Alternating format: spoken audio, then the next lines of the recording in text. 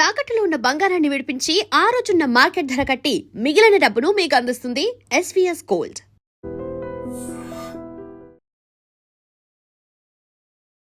Nineteen 39 and 1945 మధ్యలో ఏదైతే world war 2 జరిగిందో దాని తర్వాత వచ్చిన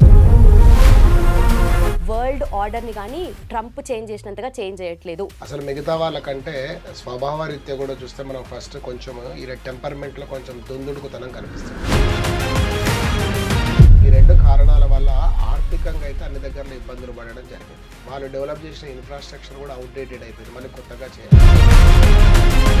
ఒక రకంగా చెప్పాలి అంటే మొనార్కీ లాగా ఫీల్ అవుతుంది. ట్రంప్ పొలిటీషియన్ కాదు, ఒక వ్యాపారవేత్త కాబట్టి most of his life time అంటే ఆయనకున్న వయసులో మోర్ దెన్ 80% లైఫ్ అనేది బిజినెస్తో అసోసియేట్ అయి ఉంది.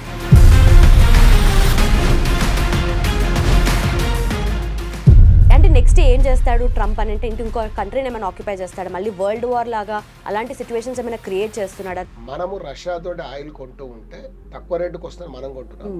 మనం కొంటూ ఉంటే ఆ డబ్బులన్నీ తీసుకెళ్లి ఉక్రెయిన్ మీద రష్యా యుద్ధం చేస్తుంది. ఈ స్పానిష్ అమెరికా వాస్తవానికి చాలా కాలం పాటు became a football ground of multinational companies of America. ఏ దేశంలో చూసినా కూడా ఇటువంటి ఒక నేషనలిజం అనేది డెవలప్ అయింది. Welcome to I Dream. నా పేరు లుంపిని.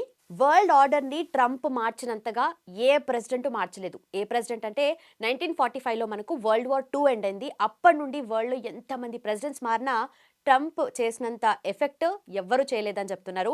బట్ ఇంతకీ ట్రంప్ తీసుకొచ్చే పాలసీ స్కీమ్స్ వల్ల నిజంగానే అమెరికా గ్రేట్ అగైన్ అవుతుందా, లేదంటే ఐసోలేటెడ్ పవర్గా మిగిలిపోతుందా, ఆర్ ఎల్స్ కంట్రీస్ మీద ఓవరాల్గా వరల్డ్ మీద ఎలాంటి ఇంపాక్ట్ ఉంటుంది, ఎవరిని డిస్కస్ చేద్దాం. ఈరోజు మనతో పాటు ఉన్నారు UPSC faculty and mentor Mahender Reddy sir. Let's talk to him. Hello sir. Hello. So ఏం నడుస్తుంది ప్రస్తుతానికి అంటే ఎక్కడ చూస్తే ట్రంప్ టాపికే నడుస్తుంది. సో బేసిక్గా 1939 అండ్ 1945 మధ్యలో ఏదైతే వరల్డ్ వార్ 2 జరిగిందో దాని తర్వాత వచ్చిన ప్రతి president, for example US presidents అంతా లిస్ట్ చూసుకున్నా కూడా జాన్ ఎఫ్ కెనడీ దగ్గర నుండి, తర్వాత బిల్ క్లింటన్, ఆ తర్వాత వచ్చిన వాళ్ళందరూ జార్జ్ బుష్ కానీ లేదంటే బరాక్ ఒబామా కానీ ఎవ్వరు కూడా ఒక కంట్రీ ఆర్డర్ని కానీ లేదంటే వరల్డ్ ఆర్డర్ని కానీ ట్రంప్ చేంజ్ చేసినంతగా చేంజ్ చేయట్లేదు. ప్రతిసారి ఏదో ఒకటి కొత్త కొత్త స్కీమ్స్తో కానీ కొత్త పాలసీస్తో కానీ వస్తాడు. అది వరల్డ్ మీద ఎఫెక్ట్ చూపిస్తుంది కదా. సో దీని గురించి ఏం చెప్తారు? ఇప్పుడు ట్రంప్ అలా చేయడం ఎందుకు అన్నదాన్ని కూడా ఒక ప్రశ్నగా చూస్తే, అసలు మిగతా వాళ్ళకంటే స్వభావరీత్యా కూడా చూస్తే మనం ఫస్ట్ కొంచెం ఈ టెంపర్మెంట్లో కొంచెం దుందుడుకుతనం కనిపిస్తుంటుంది. మొదటిసారి అధికారంలోకి వచ్చినప్పుడు కూడా అమెరికా ఫస్ట్ అనే నినాదంతో వచ్చాడు. మళ్ళీ తర్వాత రెండవసారి అధికారానికి వచ్చినప్పుడు కూడా గ్యాప్ తర్వాత కూడా వస్తే మళ్ళీ ఇప్పుడు కూడా ఆయన అదే నినాదం, ఏది అమెరికా ఫస్ట్ అనే నినాదంతో వచ్చాడు. వాస్తవంగా మనం ప్రపంచం మొత్తాన్ని కనుక పరిశీలిస్తే గత 2 దశాబ్దాలుగా దాదాపు ఒక 20 yearsగా ఎకనామిక్ క్రైసిస్ అనేది ఎక్కడో దగ్గర కనిపిస్తూనే ఉంది. ఒకసారి ఎకనామిక్ క్రైసిస్ వచ్చి దెబ్బతిన్నాం సబ్ప్రైమ్ వంటి వాటి వల్ల. రెండవసారి ప్రపంచాన్ని బాగా వణికించింది ఏంటంటే కరోనా. ఈ 2 కారణాల వల్ల ఆర్థికంగా అయితే అన్ని దగ్గరలో ఇబ్బందులు పడడం జరిగింది. దీంతో అమెరికా ఇంటర్నల్గానే కొన్ని సమస్యలు ఉన్నాయి, ముఖ్యంగా ఫినాన్షియల్ క్రైసిస్ లాంటివి ఎప్పుడు కనిపిస్తూనే ఉన్నాయి, మనం అవునన్నా కాదన్నా. పైగా అక్కడ మరొక సమస్య కూడా ఏంటంటే వాళ్ళు డెవలప్ చేసిన ఇన్ఫ్రాస్ట్రక్చర్ కూడా అవుట్డేటెడ్ అయిపోయింది, మళ్ళీ కొత్తగా చేయాల్సి వస్తుంది. సో వాళ్ళ ఇంటర్నల్గా ఎంప్లాయ్మెంట్ ప్రాబ్లం అంటే అన్ఎంప్లాయ్మెంట్ ప్రాబ్లం ఉంది. సో ఇవన్నీ వాళ్ళ ఇంటర్నల్ ప్రాబ్లమ్స్ ఉన్నప్పుడు కొన్ని సందర్భాలలో వాళ్ళ ఫోకస్ను డైవర్ట్ చేయడానికి కూడా కొన్ని చేస్తే, దాంతోపాటు ట్రంప్కున్న స్వభావాన్ని కనుక మనం అర్థం చేసుకుంటే ఆయన ప్రపంచానికి అమెరికా అనేది రారాజు, ఆ యొక్క దానికి నేను ఒక రాజును కాబట్టి నేను చెప్పినట్లు అందరు వినాలి. నిజానికి మనం గతంలో మీడియా కానీ మిగతా వాళ్ళు కానీ అమెరికన్ ఏమన్నదంటే పెద్దన్న పాత్ర పోషిస్తాయి. ఇప్పుడు పెద్దన్న పాత్ర కాదు, ఒక రకంగా చెప్పాలి అంటే మొనార్కీ లాగా ఫీల్ అవుతున్నాడు. తను ఒక సార్వభౌమత్వం కలిగిన చక్రవర్తిని ప్రపంచానికి అన్న భావనతోటి ఉన్నాడు. ఎక్కడైతే రిసోర్సెస్ మొత్తం ఆయన, నిజానికి చెప్పాలంటే ట్రంప్ పొలిటీషియన్ కాదు, ఒక వ్యాపారవేత్త కాబట్టి తన ఆలోచనలు అన్నీ కూడా వ్యాపారం చుట్టే తిరిగే అవకాశం ఎక్కువ ఉంటుంది. ఎందుకంటే most of his life time అంటే ఆయనకున్న వయసులో మోర్ దెన్ 80% లైఫ్ అనేది బిజినెస్తో అసోసియేట్ అయి ఉన్నవాడు కాబట్టి అదే కోణంలో థింక్ చేస్తాడు. ఎక్కడ రిసోర్సెస్ బాగా ఉంటే అక్కడ దాన్ని ట్రాప్ చేద్దామని ఎన్నో కారణాలు 100 చెప్పుకుంటూ బయటకు వస్తాడు. కానీ అసలు ఉద్దేశం మాత్రం మొత్తం వ్యాపారం చుట్టే తిరుగుతుందని మనం చెప్పుకోవచ్చు. Okay. So make America great again అంటే ఎకనామికల్లీ అండ్ ఫైనాన్షియలీ ఎక్కువగా గ్రేట్గా ఉండాలి, సో దట్ ఇంకా మళ్ళీ ఎవ్వరు బీట్ చేసేలాగా ఉండొద్దు అని. అంటే వాళ్ళు టెక్నాలజికల్‌గా గూడా అడ్వాన్సే మనమేం కాదనడానికి హ్మ్. లేదు. ఇప్పుడు నిజానికి చెప్పాలంటే చాలా దేశాలతో ముఖ్యంగా భారతదేశం లాంటిదో పోల్చినప్పుడు గూడా దాదాపు వాళ్ళు ఒక 60, 70 ఏళ్ల ముందే ఉన్నారని చెప్పుకోవచ్చు. ఈవెన్ కొంతమంది విమర్శకులు లేకపోతే సద్విమర్శకులు ఇద్దరు చూసినా గూడా చైనానే మనకంటే 20, 30 ఏళ్ళు ముందుందేమో అంటారు. కరెక్ట్. అలాంటప్పుడు అమెరికా డెఫినిట్‌గా ఇంకా అడ్వాన్స్ ఉండే ఛాన్స్ ఉంది. అందులో డౌట్ ఏం లేదు. మొదటి 2 అంటే hmm. First and second world వార్‌లో గూడా America played very important role. Particularly in second world war. ఒక టైంలో చేతులు ఎత్తేసాయి బ్రిటన్ అండ్ ఫ్రాన్స్. ఆ పరిస్థితుల్లో అమెరికా ఎంట్రీ తోటే రిజల్ట్ అంతా కూడా మారిపోయిందన్నది కూడా మనం చెప్తూ ఉంటాం. Right. So, after that they became very powerful. ఇక వాళ్ళని మనం బీట్ చేసే పరిస్థితి లేనంతగా పవర్‌ఫుల్ అయ్యారు. కానీ అది అంటే ఇదేదైనా గ్రోత్ అనేది ఒక స్టాండర్డ్ ఉంటది. దాన్ని దాటిన తర్వాత ఇంకా గ్రోత్ ఉండదు. హ్మ్. ఎగ్జాంపుల్ మీకు అన్నీ ప్రొవైడ్ అయిపోయినాయండి. ఒక కామన్ మ్యాన్‌కో కంట్రీకి లింక్ చేసి చెప్పుకోవాల్సొస్తే చెప్తాను. కామన్ మ్యాన్‌కి ఏముంటది చెప్పు? ఫస్ట్ ఒక ఇల్లు, హ్మ్. ఒక కారు, కంఫర్టబుల్ లైఫ్. ఇది అయిపోయిన తర్వాత ఇగ వాడిని ఫినాన్షియల్ స్టేటస్‌ని బట్టి ఇంక ఏది కొన్నా తక్కువగానే అనిపిస్తది. ఒక మంచి కారు కొన్నాడనుకో పీక్ హ్మ్. బీఎండబ్ల్యూ ఆడే కొన్న తర్వాత మిగతా నెక్స్ట్ ఏం కొంటాడు? కొంటే మళ్ళా వెనక్కొచ్చి హ్మ్. చిన్నదేదో కొన్నాడనుకోండి. అప్పుడు గ్రోత్ నెగెటివ్‌గా కనిపిస్తది. వాస్తవంగా దాని రైట్. రైట్. అట్లాగే ఒక దేశం కూడా అన్నీ అయిపోయినాయి. ఇప్పుడు example not only America, like Norway గాని, డెన్మార్క్ గాని, ఫిన్లాండ్ గాని ఇటువంటి కంట్రీస్‌ని గనుక చూస్తే వాళ్ళు కావాల్సినంత డెవలప్‌మెంట్ అయిపోయి ఉన్నారు కాబట్టి ఇంకా డెవలప్‌మెంట్ పెద్దగా కనిపియదు. మన దగ్గర ఎక్కువ కనిపిస్తది. సైకిల్ ఉన్నోడు మోటార్ బైక్ కొంటే చాలా పెద్ద గ్రోత్. కానీ ఆల్రెడీ బీఎండబ్ల్యూ ఉన్నోడు ఇంకో కారు కొంటే పెద్దగా గ్రోత్ కనిపియదు హ్మ్. మనకి. హ్మ్. సో, అట్లా వాళ్ళకున్న ప్రాబ్లమ్ గూడా దానిగా మనం చెప్పొచ్చు. సో, ఆల్రెడీ అమెరికా అనేది ఒక డెవలప్‌మెంట్ జరిగి ఉంది. ఓకే. కానీ ఫినాన్షియల్ క్రైసిస్ అనేదైతే స్టార్ట్ అయింది. యూనివర్సల్‌గా వచ్చింది ఆ ప్రాబ్లమ్ అది. ఓకే. అది అమెరికాకున్నది ఒకటే అని చెప్పలేం. Right. Right. So, first Russian oil కొనొద్దు అని చెప్పేసి ఇండియా మీద శాంక్షన్స్ దగ్గర నుండి, తర్వాత ఇప్పుడు టారిఫ్స్ వరకు, అలాగే వెనిజులాని మిడ్‌నైట్ ఒక వాళ్ళ హెడ్ ఒకటి ఆఫ్ ద కంట్రీని స్టేట్ తీసుకురావడము. అసలు దాన్ని అండ్ మళ్ళీ దీంతో పాటు ఇప్పుడు నెక్స్ట్ గ్రీన్‌లాండ్, కెనడా ఇవన్నీ గూడా ఉంటుంటే అంటే నెక్స్ట్ ఏం చేస్తాడు ట్రంప్ అనంటే ఇంకో కంట్రీని ఏమైనా ఆక్యుపై చేస్తాడా? మళ్ళీ వరల్డ్ వార్ లాగా అలాంటి సిట్యుయేషన్స్ ఏమైనా క్రియేట్ చేస్తున్నాడా? లేదంటే ప్రొవోక్ చేస్తున్నాడా అన్నట్టుగా గూడా అనిపిస్తుంది కదా సార్. వాస్తవం. ఫస్ట్ మనం మీరు అడిగిన మొదటి ప్రశ్న మొదటి భాగంలో చూసినప్పుడు రష్యన్ ఆయిల్ విషయాన్ని గనుక చూస్తే యాక్చువల్‌గా రష్యన్ ఆయిల్‌ను మననెందుకు కొనొద్దు అన్నాడంటే, మనము రష్యాతోటి ఆయిల్ కొంటూ ఉంటే తక్కువ రేటుకొస్తుందని మనం కొంటున్నాం. హ్మ్. మనం కొంటూ ఉంటే ఆ డబ్బులన్నీ తీసుకెళ్ళి ఉక్రెయిన్ మీద రష్యా యుద్ధం చేస్తుందని చెప్పాడు. ఓకే. ట్రంప్ ఏకంగా రష్యా యుద్ధమే చేస్తుంది. హ్మ్. ట్రంప్ ఏకంగా ఒక ఇండిపెండెంట్ సావర్నిటీ కలిగిన కంట్రీ వెనిజులాలో ఆ దేశ ప్రెసిడెంట్‌నే మామూలుగా ఒక చిన్నపాటి దొంగనో, లేకపోతే ఎవరైనా ఒక స్మగ్లర్‌నో ఎత్తుకొచ్చినట్టు ఎత్తుకొచ్చేసాడు. హ్మ్. అంటే ఇది ఇంకా అడ్వాన్స్. ఒక రకంగా వార్ చేయలేదు. కానీ కంప్లీట్‌గా అక్కడున్న ఒక దేశాధినేతని తీసుకొని రావడం అనేది చాలా గొప్పగా కనిపిస్తుంది కొందరికి. కానీ హ్మ్. అంత దుర్మార్గమైన చర్య. అసల వేరే దేశం మీద వెళ్ళడము అనేది కాదు. కానీ అసలు ఉద్దేశ్యం అక్కడ లేనిది ఆయిలే. Oil reserves. ఆ! యాక్చువల్‌గా అక్కడున్నది ఆయిలే. మీరు వెనిజులాను గూడా మొత్తం పరిశీలిస్తే దాదాపు ఒక 40, 45 సంవత్సరాల కాలం పాటు గూడా 1990 వరకు గూడా ఆయిల్ అండ్ డెమోక్రటిక్ అంటే ఆయిల్ వెల్త్ అండ్ డెమోక్రటిక్ ప్రజాస్వామ్యం. ఆయిల్ ప్రజాస్వామ్యాన్ని ముడిపడి నడిపినాయి. హ్మ్. నిజానికి చెప్పాలంటే ఆల్ దిస్ స్పానిష్ అమెరికా అంటాం మనం. ఏది మనం సౌత్ అమెరికాని. స్పానిష్ అమెరికా ఎందుకంటామంటే స్పెయిన్ వీటిని రూల్ చేసింది కాబట్టి వాటిని స్పానిష్ అమెరికా అంటాం. ఈ స్పానిష్ అమెరికా వాస్తవానికి చాలా కాలం పాటు became a football ground of multinational companies of America. హుహు. వాళ్ళు ఎన్ని ఎక్స్‌పెరిమెంట్‌లు ఒక మల్టీనేషనల్ కంపెనీ ఎన్ని ఎక్స్‌పెరిమెంట్‌లు చేయాలో అన్ని చేసింది దాని మీద. ఫెయిల్, పాస్, సక్సెస్, ఫెయిల్ అన్నీ చేస్తుంది. సో, అలాంటప్పుడు ఏమైతుంది అక్కడ అది కాబట్టి వాళ్ళకి తెలిసిపోయింది. దాని తర్వాత లోకల్ పీపుల్ రెవల్యూషన్ కూడా వచ్చింది. హ్మ్. దాన్నే మనం ఏమంటే బొలీవియన్ రెవల్యూషన్ అంటాం. ఓకే. ఈ బొలీవియన్ రెవల్యూషన్ తోటి మళ్ళీ చావేజ్ రావడము, నేషనలైజేషన్ చేయడము. ఆ నేషనలైజేషన్‌లో మళ్ళా అప్పుడప్పుడు మన వాళ్ళు కూడా వింతగా చూసేది ఏంటంటే జనరల్‌గా ఫన్నీగా చెప్పుకోవాల్సొస్తే, అరే! వెనిజులాలో రూ. 2 లీటర్ పెట్రోల్ పోస్తున్నారంటే మనకు నీళ్లు దొరికినట్టు వాళ్ళకి పెట్రోల్ పెట్రోల్ దొరుకుతుంది. దొరుకుతదా? రెండోది బయటోనికి అమ్మట్లేదు. వాని ఓకే. పెట్రోల్ వాడే పోసుకుంటున్నాడు. సో, దీనితోటి అది కనిపించింది. ఇప్పుడు ఆయిల్ ఇంకొకటేంటంటే ఇందులో మనం చూడాల్సిన ఇంటర్నేషనల్స్‌లో చైనా కూడా ఒక గేమ్ అనేది ప్రపంచంతోటి ఆడుతూనే ఉంది. ఎగ్జాంపుల్ మీరు చాలా సింపుల్‌గా తీసుకుంటే శ్రీలంక ఉంది. శ్రీలంక దగ్గర వెళ్లి ఇన్వెస్ట్‌మెంట్స్ పెట్టేసి శ్రీలంకని ఎంత అతలాకుతలం చేశారో. వెనిజులాలో కూడా కావాల్సిన ఇన్వెస్ట్‌మెంట్స్ సోషలిస్ట్ ఐడియాలజీ, లెఫ్టిస్ట్ ఐడియాలజీని ముసుగేసుకొని క్యాపిటలిస్ట్ యాక్టివిటీస్ అన్నీ చేస్తది చైనా. హ్మ్. సో, అక్కడికెళ్ళి పెట్టారు. సో, చైనాకు రిసోర్సెస్ అన్నీ పోవడం కూడా అమెరికాకి ఇష్టం ఉండకపోవచ్చు. సహజం అది. ఎందుకంటే ఇమ్మీడియేట్‌లీ ఎవరున్నారు? అమెరికా కాంపిటీషన్గా మనకు రష్యా ఎన్ని రోజులు కొనసాగినా ఇంకో కంట్రీగా థర్డ్ కంట్రీ ఇమీడియట్లీ చైనానే. ఓకే. వరల్డ్‌లో ఒక టాప్ 3 కంట్రీస్ తీసుకుంటే వీళ్ళు ముగ్గురే వస్తారు. అందులో నెంబర్ 1 పొజిషన్ ఉంటది. కానీ నెంబర్ 3 ఎప్పటికి కూడా నెంబర్ 2కి రావద్దని, నెంబర్ 2 నుంచి నెంబర్ 1 కూడా రావద్దని, నెంబర్ 1 నుండి ఎప్పుడు ప్రయత్నం చేస్తాడు కదా! రైట్. రైట్. అంతే. సో, ఆ క్రమంలో భాగంగా ఇవన్నీ జరుగుతున్నాయి. ఓకే. గ్రీన్‌లాండ్ విషయానికొచ్చే వరకు మొదటి నుంచి కూడా వీళ్ళకున్న ఒక ఏంటంటే నార్త్ హెమిస్ఫియరే కంప్లీట్‌గా నాదే అనే భావన కొంత అమెరికన్స్‌కి ఉంటది. పర్టిక్యులర్‌లీ ఈ కెనడా కావచ్చు. మీరు అలాస్కాను కూడా చూస్తే కెనడా పైన ఎక్కడో ఉంటది. స్టేట్ ఒకటి. American state. హ్మ్. సో, దీనితోటి వీళ్ళకి ఇదంతా అనుకుంటారు.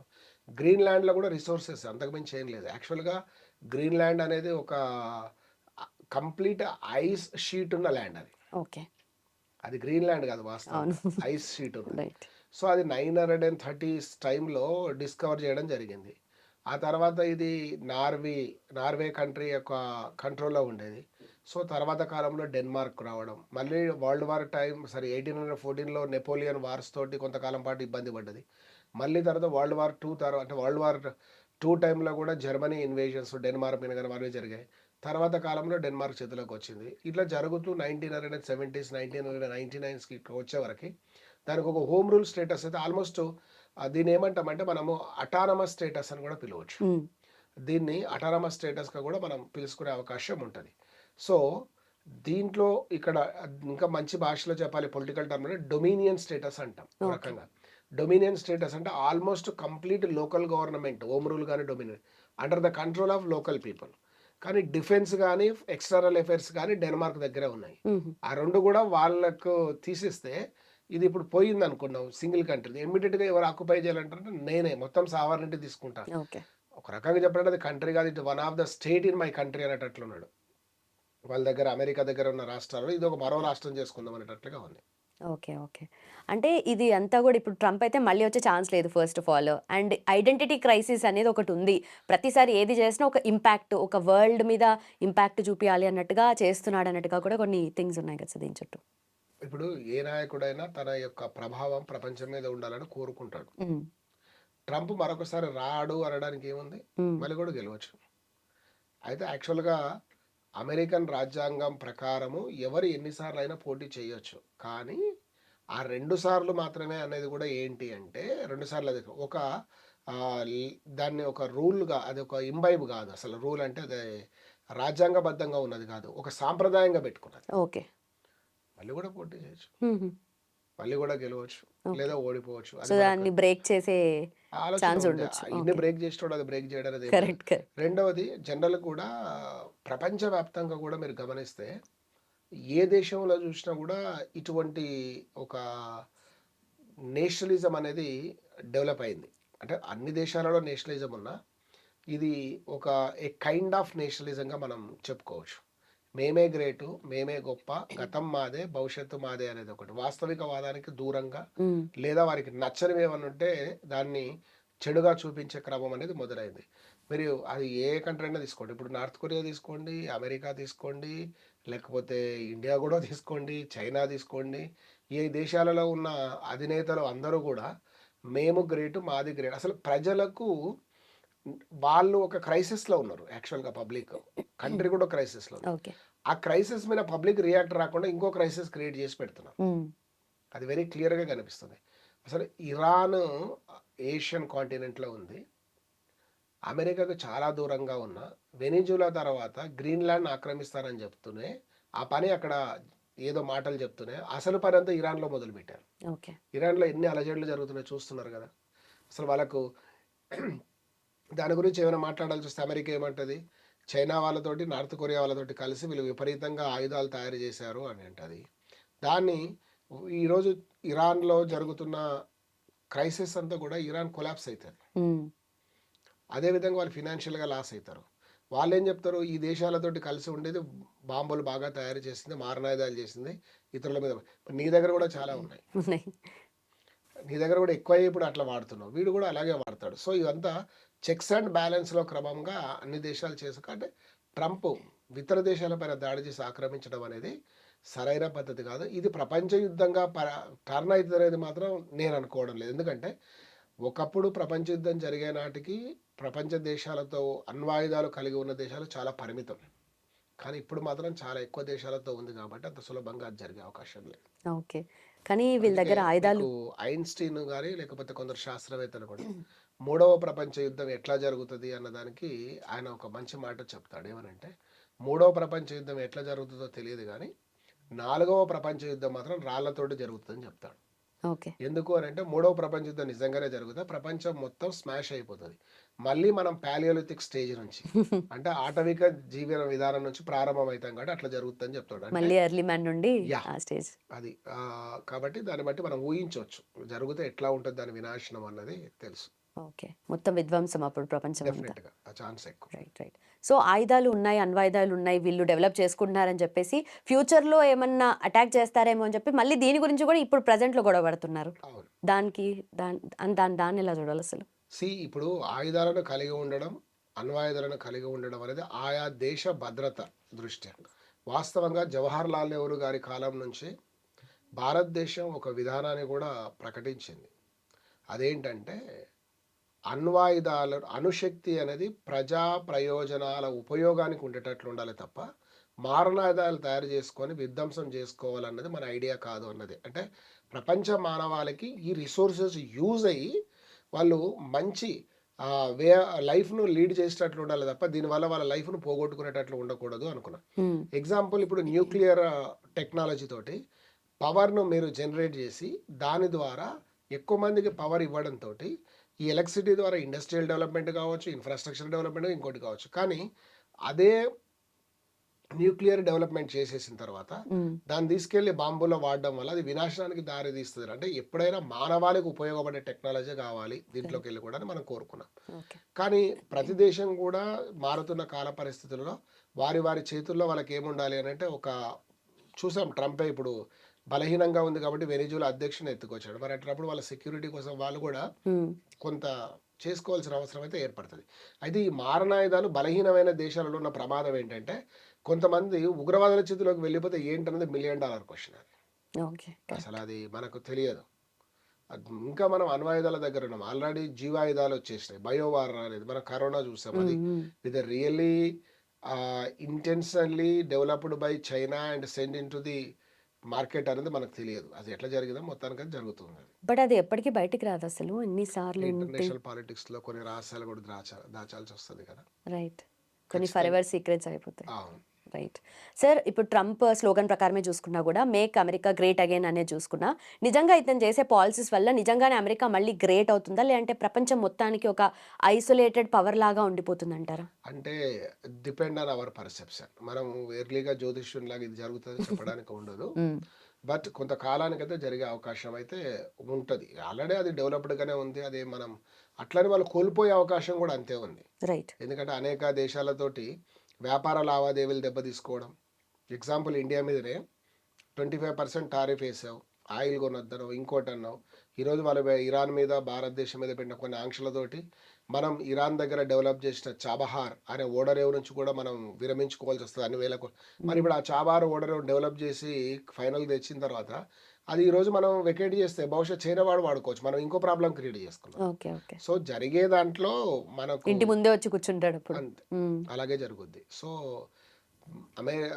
మొన్న మనం కూడా విన్నాం, ఇరాన్ మీద దాడికి దిగడానికి వస్తే అమెరికన్ దళాలే ట్రంప్ను వద్దని నివారించినాయి. అంటే ఇది ఎక్కడికో వెళ్తుంది, ఎందుకంటే ఆయుధాలు మారణాయుధాలు అందరి అణ్వాయుధాలు ఉన్నాయన్నది చూసాం. సో తను కూడా కొంత తగ్గడం అనేది అవసరం. ఓకే, తప్పదు. అలాగే ట్రంప్ గురించి మాట్లాడితే ఈ మధ్య కాలంలో ఎక్కువగా న్యూస్లో ఉన్నది నోబెల్ పీస్ ప్రైజ్ గురించి కూడా. అంటే ఏంది నోబెల్ పీస్ ప్రైజ్తో తన అబ్సెషన్ ఏంటి? ప్రతిసారి ఏదో రెండు కంట్రీస్ గొడవ పడుతూ ఉంటాయి, మధ్యలో వచ్చి నేనేదో ఆపేశాను అన్నట్టుగా, నేనేదో మీడియేటర్ పాత్ర పోషించాను, మొత్తానికి నా వల్లే ఆగింది కాబట్టి నాకు పీస్ ప్రైజ్ కావాలి అని చెప్పి. అంటే ఎందుకు ఈ కైండ్ ఆఫ్ అబ్సెషన్ ఉంది అతనికి? అయితే ప్రపంచంలో ఒక అత్యుత్తమైన అవార్డులో నోబెల్ ఒకటి. సైంటిఫిక్ డెవలప్మెంట్స్లో ఏ సైన్స్ రాదు కాబట్టి దాంట్లో రాదు. నేను ప్రెసిడెంట్ను ఒక పీస్ ప్రైజ్ రావాలన్నది అదేదో అది వస్తేనే గ్రేట్, లైఫ్ టైం అచీవ్మెంట్ లాగా ఉండిపోతుంది. చాలా మందికి రాలేదు. ఎగ్జాంపుల్ మహాత్మా గాంధీకి రాలేదు, అది అనుకుందాం, సరే కారణాలు వేరే అనుకున్నాం. అట్లా చాలా మంది అధ్యక్షులకు రాలేదు. మ్మ్. అంత మాత్రాన అది తప్పు అని కూడా మనం చెప్పడానికి వీల్లేదు. అయితే ఆయన ఏంటంటే ఇది సైకలాజికల్ డిజార్డర్ కూడా అని చెప్పొచ్చు. ఓకే. ఈరోజు వెనిజులాలో ప్రతిపక్ష నాయకుడి దగ్గర ఉన్న దాన్ని వాళ్ళు ఇచ్చేస్తానురా బాబు కావాలంటే కూడా నార్వే కమిటీ ఏం చెప్పింది, అది నోబెల్ పీస్ కమిటీ, బాబు మేము ఎవరికి ఇచ్చామో వాళ్ళకే చెందుతుంది, మీరు ఒకరి నుంచి ఒకరు గిఫ్ట్ తీసుకున్నంత మాత్రాన నోబెల్ ప్రైజ్ అనేది మీ చరిత్రలో మీ పేరు ఉండదు అని చెప్పింది. బట్ అది ఎంత కైండ్ ఆఫ్ ఒక అంటే ఇంత చిన్నపిల్లల ఎంబారెస్మెంట్ అసలు. నిజమే, అదేంటంటే సైకలాజికల్ డిజార్డర్ అని చెప్తా. స్కూల్ పిల్లలు మాట్లాడినట్టుగా ఉంది, నాకు నోబెల్ ఇవ్వండి, నాకు నీవు చేసిన వర్క్ను వాళ్ళు రికగ్నైజేషన్ చేసి ఇవ్వచ్చు. ఎగ్జాంపుల్ చూస్తే మనం యూసుఫ్ మలాలా ఉంది. సో ఆమెకి చాలా చిన్న 14-15 సంవత్సరాల వయసులోనే వచ్చింది. Because she fought for girls rights, education. నువ్వు అట్లా నిజంగానే మంచి చేస్తే మరి నిజానికి ట్రంపే నోబెల్ పీస్ ప్రైజ్ కోసము 2 దేశాల మధ్య గొడవ పెట్టి ప్రశాంతత తెచ్చి మళ్ళీ నాకే ఇవ్వాలంటున్నాడేమో తెలియదు. భారత్ అండ్ పాకిస్తాన్ మధ్య కూడా ఉద్రిక్తతలు వచ్చిన తర్వాత నేను మీడియేషన్ తగ్గిందంటే మన దేశం కూడా సంవయనం పాటిండొచ్చు. ఎందుకంటే మనం అనుకున్నాం ఇందాక, యుద్ధం అంటూ వస్తే నష్టమే తప్ప లాభం ఉండదు, అని మనం ఎప్పుడు ఆ ఫస్ట్ మూవ్ తీసుకోము. తీసుకోకూడదు.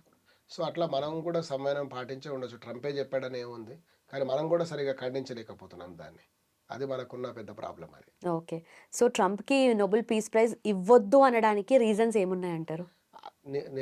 ఇవ్వాలి అనే అర్హతను సాధిస్తే ఆటోమేటిక్గా వచ్చే అవకాశం పెరుగుతుంది. సో తను చేయాల్సిన కార్యక్రమాలు కూడా ఈ ఇతర దేశాల మీద దాడులు చేస్తూ ఆక్రమించుకుంటూ నాకు పీస్ ప్రైజ్ ఇవ్వడం చాలా హాస్యాస్పదం. అదేంటంటే ఒక మాంసాహారానికి బాగా అలవాటు పడ్డ పిల్లి వచ్చేసి పూర్తిగా ద బెస్ట్ వెజిటేరియన్ అవార్డు నాకే ఇవ్వనట్లుగా ఉంటుంది. ఓకే. అది కుదరదు కూడా కదా. Right sir. అండ్ ఫైనలీ ఇప్పుడు ఈ ట్రంప్ ఎరా అని చెప్పుకోవచ్చు ఆ కంప్లీట్. సో ఈ టైంలో నెక్స్ట్ ఫర్దర్ డెవలప్మెంట్స్ కానీ ఇలాంటి అడ్వాన్స్మెంట్స్ కానీ ఏమైండే ఛాన్సెస్ ఉన్నాయంటారు? అండ్ ఆల్సో కరెన్సీ పరంగా కూడా కొంచెం డిక్లైన్ చూస్తుంది కదా, సో దానికి ఫర్దర్గా ఏం చేయొచ్చు? డెఫినెట్గా ఇప్పుడు మనం చూస్తూ ఉంటే బులియన్ మార్కెట్ విపరీతంగా గోల్డ్ అండ్ సిల్వర్ పెరిగిపోయింది, స్టాక్ మార్కెట్లో కొలాప్స్ అవుతుంది.